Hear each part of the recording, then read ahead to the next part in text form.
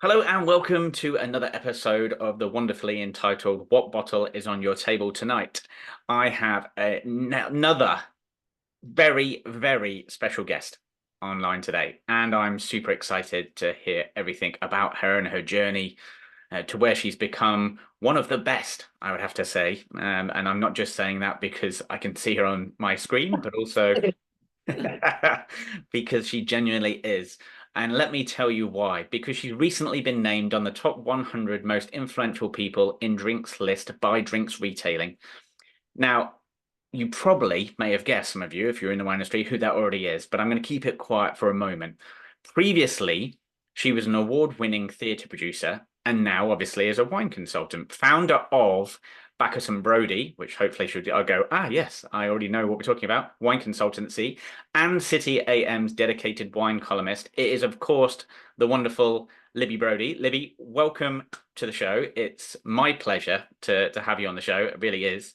And thank you for spending the time to share a few bits about us. I'm going to dive straight in if I can as well. Perfect.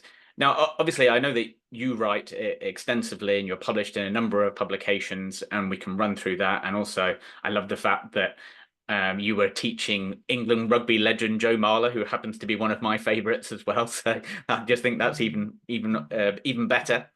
But I want to sort of take it back, first of all, if I can, to how you felt and sort of what was your journey in terms of changing career path as well. Obviously, you're an award-winning theatre producer, as we've just mentioned, prior to looking at wine consultancy. Did you think about wine differently then than you do now, or was it always on your mind to sort of be in the wine industry? And how was your journey sort of to take us back and take us on the journey? I mean, I would probably say wine was always on my mind, but not in a professional sense.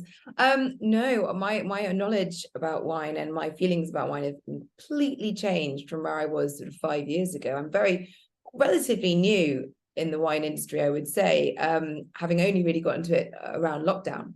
So most of my career has been as a theatre producer, and yeah, that was international and West End and UK touring and taking shows to Canada and France and all that sort of stuff. But we had this little pandemic, and it really can I swear? Ghastly thing, How, just that small speck. yeah, that's like, how much can I swear on this? I'm It's okay. We will notice this 18 pluses really. great. We're on alcohol A bit like discussions. a pirate, but I will try to limit that, because I realize that some people listening might not want that. So, but yes, that really ballsed up my career, quite frankly, that pandemic. So I had three shows that I'd been currently working on with my own company for years. One of them, 5 years of work had gone into it. It was just about to open. It was this adaptation of a book by Gilly Cooper and with Ava and Donald Rice, Tim Rice's kids, and it was fantastic. I'm still passionate about the songs, and he brought the time and love into this. And then everything just shut down overnight. Just everything closed. Live events were gone, and there was no other option. I have a mortgage, I have a kid, so you have to earn money, and like many people in the pandemic, I hit the bottle. I took to drink, but unlike many, I monetized it. So I Yes, thought to that's myself, just for those listeners there. That's the key. We're monetizing it. monetize it if you can. And people did laugh and go, "There's no money in wine," and I would laugh back and go, "Have you tried theatre?" Believe me, the perks are better in wine. So I had an interest in wine from when I was in my early 20s. I didn't grow up in a wine household. Loads of people seem to assume that I grew up with cellars or something. I did not. My parents still balk at the idea of spending more than £10 on a bottle of wine. But it was a boyfriend of mine at university who took me to a wine tasting. And I had this first sip of Bilka Salmon Rosé Champagne and just thought, whoa, that's so much better than Smirnoff Ice. It's a nice start. I might have to have some more of this. And then I started reading books, and I would ask sommeliers loads of questions. I'm quite an open, direct person. So I know some people can be intimidated. I've never had that as a problem. So I would go into restaurants and just be like, and what about this? And why is this here? And what's this mean? And what does it taste like this? And ask a lot of questions, which I think is really a great way to come into wine industry, to come into anything, to ask a lot of questions. So that was sort of another thing I knew a bit about, essentially. So I did the levels 1 to 3 WSET within 6 months. And then yeah, my attic looked like a beautiful mind. It was all the pictures and maps everywhere as I absorbed it. And then launched Bacchus and Brody in 2021, January 2021. And within 4 months, I had my column at City AM, and I've been doing these drunken. No one needs to watch these now, by the way, but there was this irreverent mini series called Boozy and the Beast. I mean, you can if you want, but I'm pretty drunk. With this ex-professional rugby player and putting them on YouTube, and that caught the attention. I mean, and Joe Marler asked me on his podcast, and Bruce Jack, who I think is an incredible winemaker and human being. He's really amazing. Asked me to interview him on an Instagram live, and it all sort of shot off from there. I also didn't really have an Instagram. And I was used as a producer to being quite backgroundy. I as a producer did the I'm not on stage, I'm doing Excel spreadsheets, contracts, employing people, holding auditions. So through wine, I'm actually way more creative than I ever was in theatre, because this is the first time I've written things. This is the first time I've put my face anywhere, or done sort of this sort of chat. So yeah, wine completely changed my trajectory. Oh, and that was a ding, sorry. And that's sort of how I got into wine. And do you think, I mean, this is just me thinking aloud, but like yourself, we obviously had prior careers before we moved into sort of the wine. Do you think that probably helped us a little bit? I mean, I'm similar to you in that I'm very direct, probably because I'm very northern as well, so it just kind of sort of comes with the territory. But do you think we've sort of not garnered confidence, because that's probably the wrong sort of type of phrase, but certainly we've had life experience, if you like, or we've had some time to understand Yeah. how to be quizzical. And I think one of the things I'm still concerned about for the younger generation, sounds like I'm really ancient now, doesn't it? But for people that are slightly younger than me, he's not. He's yeah. fresh and young.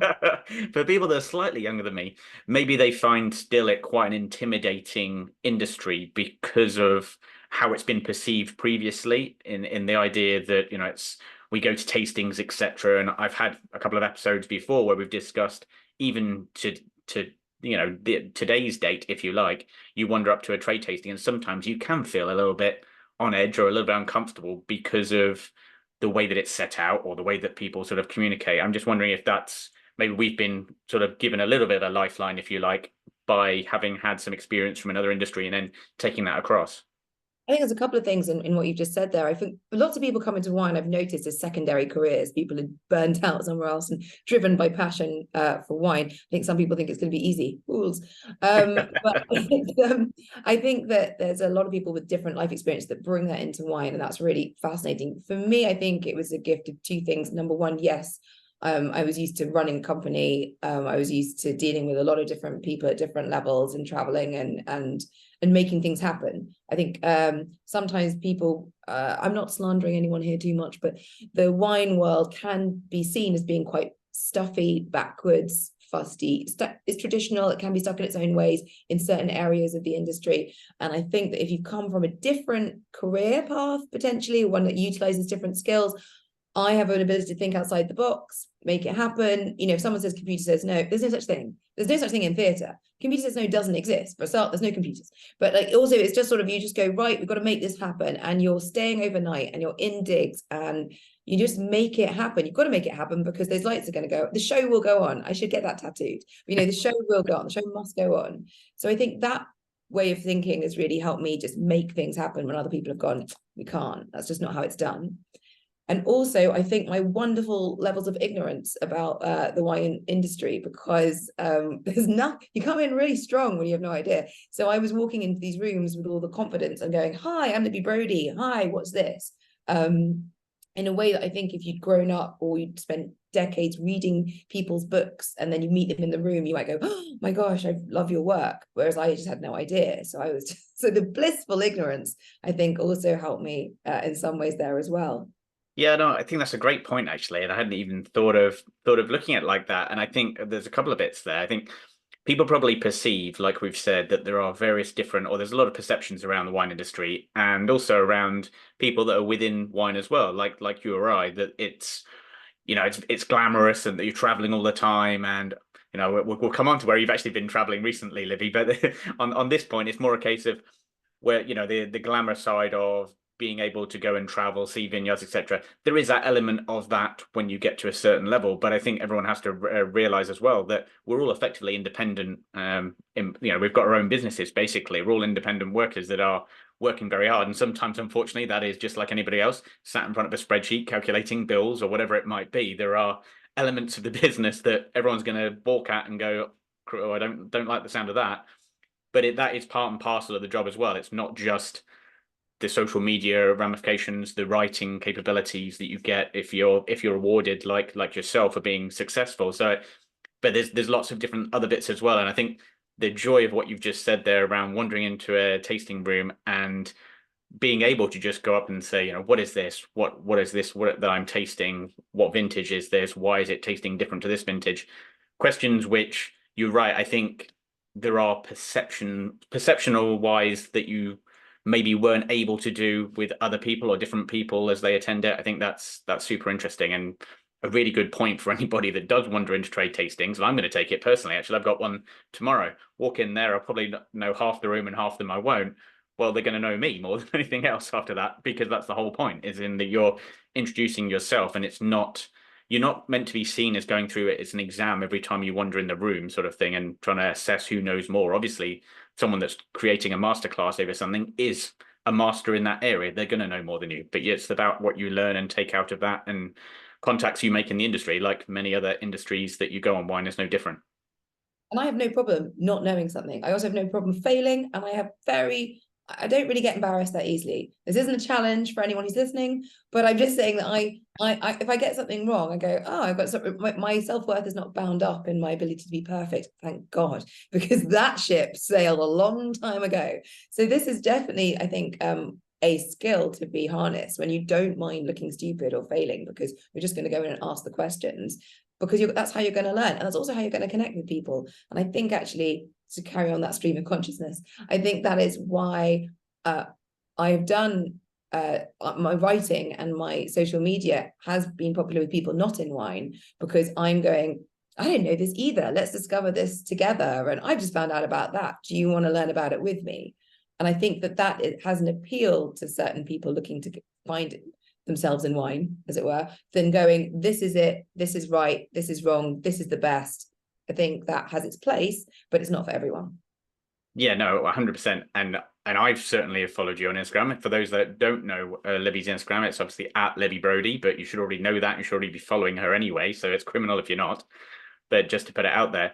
And then last year, Libby, you co-founded the Wine Collective. Do you want to tell us a little bit more about that as well? Obviously, that's another one of your strings to your bow, which seem to be boundless or unlimited at the moment. But yeah, same as you, all the different feathers and caps. So yeah, I was actually coming up for 2 years now, and basically I was going to a lot of, I think this has changed already in the brief time I've been in wine, but I was going to a lot of press and trade tastings where I would be the only woman, or maybe one of two women. And it started really standing out to me, because in theatre that hadn't been the case at all. And so I was saying, am I the only woman here? Am I the only woman at this lunch? Am I the only woman? Because I knew other women in wine, and I had a great, very strong, solid Instagram community from lockdown.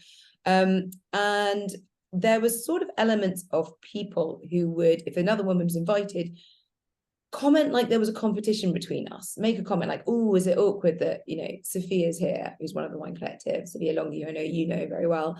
And you think, that's so weird, because all these men are here, and they're all colleagues and competitors, and they're all clapping each other on the back about where they went on holiday, or that promotion they got, or whatever it is, and there isn't that same sensation. So why should that be the case for women? And I was already very close to a lot of women in wine, but it was actually a conversation that happened between Charlotte Christensen and Hannah Mills and Sophia Longy and myself, and we were talking about setting up a sort of collective where we would be women together who know about wine and enjoy wine, and we would work together as opposed to more singular little one-on-one things. And we work together and harness our different, very varied skills and storytelling abilities and passions, and it worked really well. And what I found very strange is we were getting these clients immediately. We haven't stopped working, to be honest. Even with things like babies and everything, babies and other jobs and different people moving countries, we still managed to make it work together. And people going, oh, we've never seen anything like this before. And me going, Really, in 2022, you've never seen a group of women enjoying wine together who know about wine? You know, and it's true. You think about the wine show and everything. It's generally groups of men, or you get the singular woman. You know, you get like the Jancis, who is the goddess of wine there. But you don't really have this idea that women can just get together and have a fucking fantastic lunch with tons of beautiful wine and amazing food. Sorry, you can beat that out if you need to. And just, you know, be absolute ballers in their own right and really enjoy this industry and welcome people in. And I think visibility is so key, that you don't have to look a certain way or sound a certain way to be enjoying wine with your mates, and your colleagues. So that's sort of how it came together. Well, yeah, what a wonderful example of why the world should change and should have changed a long time ago. And it's being forced by the likes of yourselves and the Wine Collective, which it shouldn't need to be, but it's wonderful that you guys are pushing that forward, because again, it's something that should have happened decades ago, never mind years ago. I mean, it should never have happened, but obviously we're at a point when in life where it is, but it's A woman in wine is still even a thing. Like, you know, and it's a woman in wine. A woman, yeah. you know, oh my goodness. You know, that if you compare it with other industries around the world, like that would never happen. In banking, like I can't imagine. I mean, city, you have this idea of the city being very male, but I know a lot of people in wine who go, wow, it's nothing in comparison to what Yeah, this is. absolutely. I mean, probably the two industries that were most behind we picked out there, but but at least, I mean, in some respects, there is change being seen. Certainly, I would say fast forward 2 years, and that's criminal, by the way, that it's only 2 years, but fast forward 2 years, and because of what you four have basically created, which undoubtedly will be helping and breaking barriers for the industry as you continue, we are seeing more. I was going to say women, but we're not supposed to be talking just about women. It's been more people that are diverse in wine, which is the most important thing, I think. And the diversity of wine is changing, and that's part of this series is all about interviewing people. And surprise, surprise, three-quarters of my guests out of, and it's purely by chance, but three-quarters have been female so far.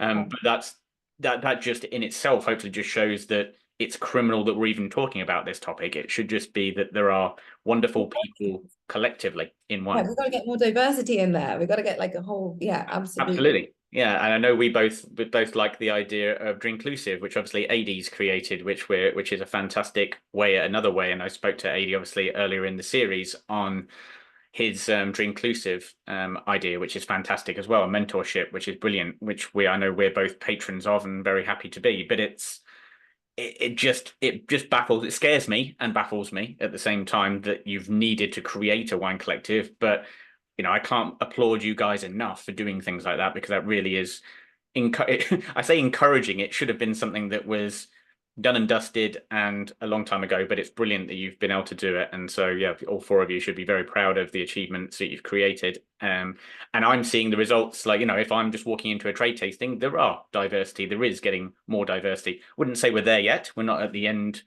far, far from the end, but it's certainly diverse, and more diverse than it's ever been, which is fantastic. And that's why we've got amazing people on the show like yourself. So thank you for doing it. So I guess this comes round to the part of the show where we're going to talk about, yes, exactly, what bottle is on your table tonight. So what are you drinking and showcasing for us today, Libby? Okay, well, I am drinking a Premier Cru champagne because, champagne, I know Lovely. it's on the nose, but you can't really beat it, can you? I mean, there's lots of wonderful wines, but anyway, so this is actually only introduced to me, this particular bottle, yesterday by this wonderful wine buyer, Chris, from my local independent wine tasting shop, the wine tasting shop, and I love it there, and they're brilliant. I don't think I've ever had a wine that's disappointed me when he's recommended it. So this is André Jacquard, and it's funny that I would pick a French wine, because I'm really self-conscious of the fact that I often mispronounce anything and end up sounding terrible. But I've gone for it this time. And it's a Blanc de Blanc. And one of the things I love about this is obviously a bit on brand here, but it's actually run now by the granddaughter, so Marie Doyard. And when she took over in 2024, she made 3 massive changes to this champagne house, and that she really improved their sustainability, and they're now HVE3 certified to have really good sustainable credentials. She brought down the dosage. I'm less bothered by that. I Yep. sometimes like a bit of dosage myself, but she did lower the dosage, which is very on trend right now. I think this is about 4 grams per liter in it. And she also, which I love, she did long aging periods and vinification in oak barrels, and I really like those sort of broader, richer. I'm just going to pour it. I'm just going to Yep. So pour it. you're getting those good old brioche, croissant-y, sweet pastry, you name it. I really do. I mean, and I'm a huge Chardonnay fan. You could probably tell that about me, can you? I remember before I knew about wine, going like, I don't like Chardonnay. Nonsense, nonsense. Just it's nonsense. And people still say it to me now. And I think this is one of the many failures in wine communication to date, is this idea that people still think they don't like Chardonnay. And I'm going, seriously, guys, you all drink champagne, or Chablis or white Burgundy, or there are so many wines that people just have no idea, and I just don't understand how that is the case, quite frankly, if you are drinking wine and you are a wine drinker. Anyway, so I absolutely love it. It's got all those lovely, it's a bit like apricot pastry on the nose. Oh, delicious. Peachy, brioche notes, a little bit of spice in there as well. Dive straight in there.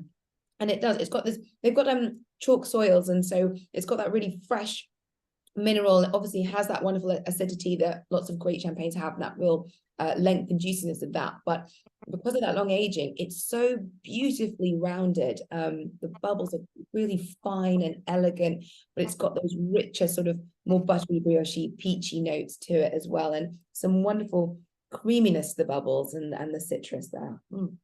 What a wonderful tasting note. Thank you very much for that. I mean, I'm highly jealous that I've not got a glass in front of me of that. And I'm even more guilty because I've got a little bit of a secret, really. So you're gonna tell me off probably, because I can't possibly open the bottle that's next to me. And there is a reason for that. I know. Really, I should be drinking with you, and it's very rude not to be. And I should have actually had something else possibly on the side just to make sure that I was drinking. But there's a reason for it. So, and it's a little bit of a plug to my other podcast, which is bad as well, but we'll do it for 1 second. The Andy and Ollie show happened to be interviewing a vineyard or an actual head winemaker from Sweden tomorrow. And so all the way from Sweden, and it's is that a bit better? Yeah, Artisan 457. So they're independent bottles, independently made, single vineyard, and basically it's Vegbee Vingard, which is the Vegbee vineyard. They're basically the first commercial vineyard in Sweden on the, I think it's Björ Peninsula. Apologies to the Swedish people that will be listening to our podcast and hearing this later on for my pronunciation. But the family and friends planted it back in 2007. The vineyard's open all year round, which must be pretty interesting for visitors, given I should think it's extremely cold in winter. But better yet, on a 3-day weekend in October, you basically get invited to a grape harvest where you learn all about the wine growing, all for free. You can help out. You obviously get break some bread and obviously have wine as well. But the ethos is around young winemakers that basically have young vines. They were determined to point out that it didn't matter that they were in Sweden; they could still make a red wine. So there's different wines every year, obviously based on climatic conditions, etc., that we see from wine. But this red's made from Regent grapes, blended from different vintages. So all the way back from 2009 to 2021, they blend it in. Jeppe, the head winemaker, very cleverly, obviously. It's only 21 meters above sea level, so it's very low, but it's in sort of rock-rich clay soils, sedimentary sand and minerals. So you get that minerality in the back of a red wine, which is unusual to see, but it's going to be dry. I'm told, and this will fast forward in a couple of weeks' time, you will have heard my tasting note, and people can say, oh, this is right or wrong. But I'm told it's quite tannin rich, smooth and fruity, but has generous amounts of dried fruits, which is quite interesting. So it's sort of evolved slightly with black currants, cherries, plums, as you'd expect, but a bit of hazelnut and vanilla, I think because of the oak aging as well, which is going to come through. But it has that tobacco-y, chocolatey feel as well. So quite a evocative bottle, I would say, unfiltered, low intervention wine. It's also served in a Michelin restaurant in Sweden and at the Swedish Embassy in Paris randomly. And so clearly it has something about it. And not only that, also has won 3 gold awards at the Wine System Organic Wine Awards, which is quite impressive as well. So sadly, I can't tell you how it tastes, because even though I really want to open it right now, because I did promise Jeppe that I'd open it in front of him so that he can have the surprise. That being said, I couldn't not advertise the fact that it's Swedish. It'll be my first Swedish red ever. I don't think I've ever tasted a Swedish red. I'm quite intrigued. I love the fact that they've gone and tried to prove people wrong. I love it when winemakers just go and try and do something innovative that is exciting and new, and it's not necessarily how old processes were done or how it used to be or how it should have done, inverted commas. It's something new, something bright, something interesting. And yeah, can't wait to drink that. But yeah, I have to apologize, Libby. I'm really sorry. That's really bad of me. I've just It's left. not the first time and it won't be the last. I know. I've just left you dry there, so that's terrible, isn't it? It's rude. I'll just have to drink for two. I do want you to send me a note though after you taste it and tell me what you think of that Yes, one. well, I'll speak to Yeppe as well, and I might be able to organise something as well for you. So stay Make tuned. up with me drinking alone. Very nice. Very classy touch. Well, I've got to do something. I've just left a lady drinking basically, or a fellow wine professional sat there drinking on her own. Sounds criminal on a week evening. But outside of that, obviously, I mean, you've got an amazing career to date, and in both sides, obviously in theatre and now in wine, and you're going from strength to strength. I mean, we've seen you in numerous. You were saying it very nicely just by saying sort of City AM, but you've been published in the likes of the Buyer and the Cosmopolitan and the Daily Mail and the Metro. You presented on, I think, on radio. You've also got that TV series on YouTube that you're doing as well, which is fascinating and it's great. And I think like you mentioned, the audience really can understand where you're coming from because you bring it from a place where we look inside what you're trying to tell us about. It's not just you sort of lecturing someone around this is wine, this is what it does, and this is what it should taste like. It's more come on a journey with me and experience what I'm tasting and learn something with it, which I think is a fabulous way of doing it and something which I think so many people can sit in your shoes if you like, or can be with you. It's almost like we're tasting it with you, as many people will have seen when you just basically gave that stunning little tasting note of that evocative French champagne. I felt like I just really needed one now, so I'm going to have to go to the cellar and find one. But I need to have a drink. But I think the way that you do it and the way that you curate it and the way that you're communicating with it is fantastic, and it really gets everybody involved. And so anybody that wants to learn more about wine really should take a look at Libby's work if you already don't, because it really is a great way of going on a journey, I call it, but actually just having fun with it as well. Wine is about having fun and learning more. And I'm sure you would agree that neither of us know everything about wine because no one knows everything about wine, and there's so much more to learn. And that's half the fun. The half the fun is you go and find something new, like you just said with picking up that bottle of champagne this week. Yeah, I think I'm always scared of the term expert because as you just said there, wine is constantly evolving. It's changing. Whole new regions are popping up all the time. Different styles of winemaking. Everything's changing and shifting, which is one of the most exciting things about wine. The fact that it's constantly developing and it's a living product and it's a living, breathing industry that's going to keep on rolling, which is incredibly exciting. And I think that to be a part of that, particularly now, is kind of key. We're very fortunate. You don't need that banking money, Andrew. It's so patient with No, there's loads in mind, loads. Yes, well, we're swiftly moving on. I was going to say the 2024. Normally, we have this conversation around it by saying, "What are you most looking forward to?" And it started off because the series started in January and it was sort of forward looking. But actually, you probably could actually backward look slightly and say, tell us a little bit more about where you've just been, because Oh that's yeah. a region and obviously something that may well have been I'm sure it'll be a highlight for many years, but could well be the highlight of 2024 as well for you. So I made this great New Year's resolution that I was going to calm down, get more balance, and say no to things, and really get my work-life balance in check. And that's totally gone out the window. So this year I've been to New Zealand, Tokyo, and the Philippines, and we're halfway through February. I will say I was so excited to go to Marlborough in New Zealand. I am incredibly impressed by the pioneering spirit and sheer tenacity with what they've achieved in 50 years of winemaking. The fact those people, they just threw it at the wall. They're like, right, we're just going to do it. We're just going to try this thing, and to have it explode and do so well. I mean, there isn't anyone that's had wine that hasn't had a New Zealand Sauvignon Blanc, probably. It's on pretty much every wine list. And I know there is a fashion that is shifting most winos that I know not necessarily pick a Marlborough Sauvignon Blanc to drink. But do you know what? Everyone else I know bloody loves the stuff. It's vibrant, it's zesty, it's fresh. They're moving away from that sort of like gooseberry fist we used to get. They're getting far more into the purity of the styles, and they're planting loads of different types of grapes there as well, and really changing what they're about. But there's this real tenacity, which is something I strongly admire in people: a curiosity, a tenacity, a just do it attitude. Let's just bloody do it, and then we'll see if it works or not. It's generally how I've operated all my life. And I think that was, and it's such a beautiful country. So to have people like that growing, making wines like that in such a stunning space, and we're lucky because everywhere in wine is beautiful. Wine is never made in an ugly place. So we're very fortunate in that anywhere you go, it's kind of gorgeous. But I think to be there with those massive mountains and by the sea and that lush greenery, and it's a really special moment to have gone there, actually, I think. So very, very, very fortunate. Thank you very much, Wines in New Zealand. Really appreciate you guys.